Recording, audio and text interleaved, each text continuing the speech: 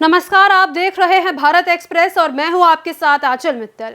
झारखंड के डीजीपी अनुराग गुप्ता की सेवानिवृत्ति को लेकर केंद्र और राज्य सरकार के बीच का विवाद बढ़ता ही जा रहा है। केंद्र ने उन्हें 30 अप्रैल को ही रिटायर कर देने को कहा तो राज्य सरकार ने न सिर्फ केंद्र के आदेश को नहीं माना बल्कि इस मामले को लेकर विकल्पों पर विचार करने लगी। झारखंड के डीजीपी अनुराग गुप्ता को लेकर केंद्र और राज्य सरकार के बीच ठन गई है। केंद्र सरकार ने नियमावली का हवाला देते हुए डीजीपी अनुराग गुप्ता को 30 अप्रैल को ही सेवानिवृत्ति करने का आदेश राज्य सरकार को दिया।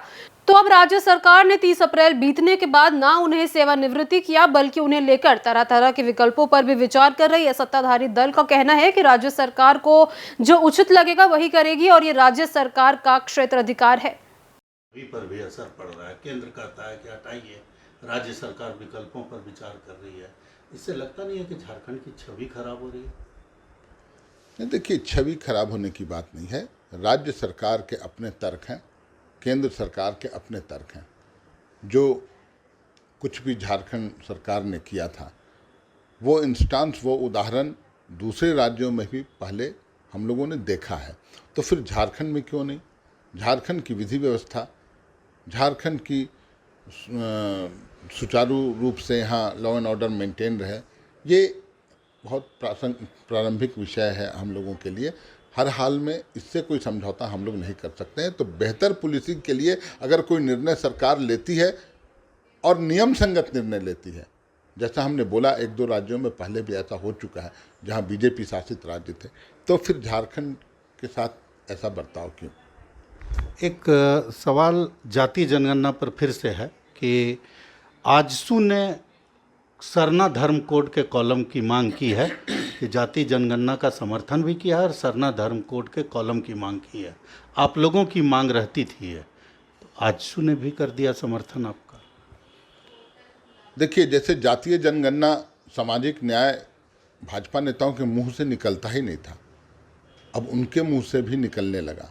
वैसे ही झारखंड में आजसू अब सरना धर्म कोड की बात करने लगी।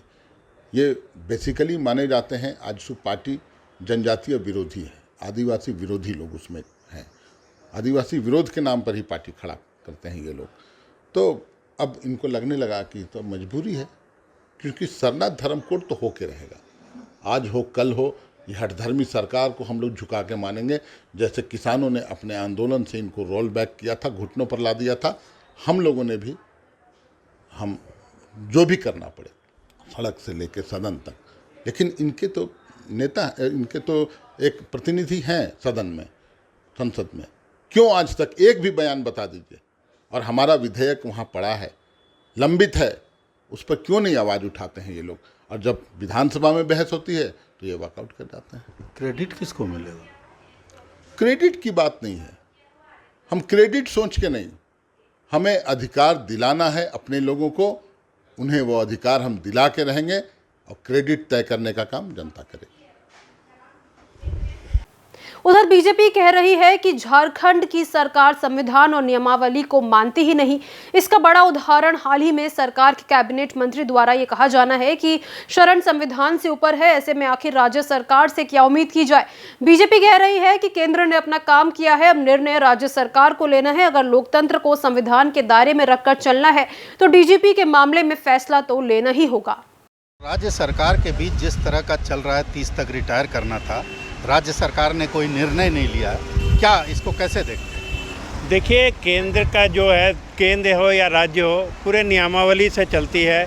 जबकि वर्तमान डीजीपी का 30 तारीख को रिटायरमेंट हो गया, तो स्वाभाविक है कि उसके अनुसार, जो नियमावली के अनुसार उनको उनका इस्तीफा होना चाहिए या तुरंत होना चाहिए।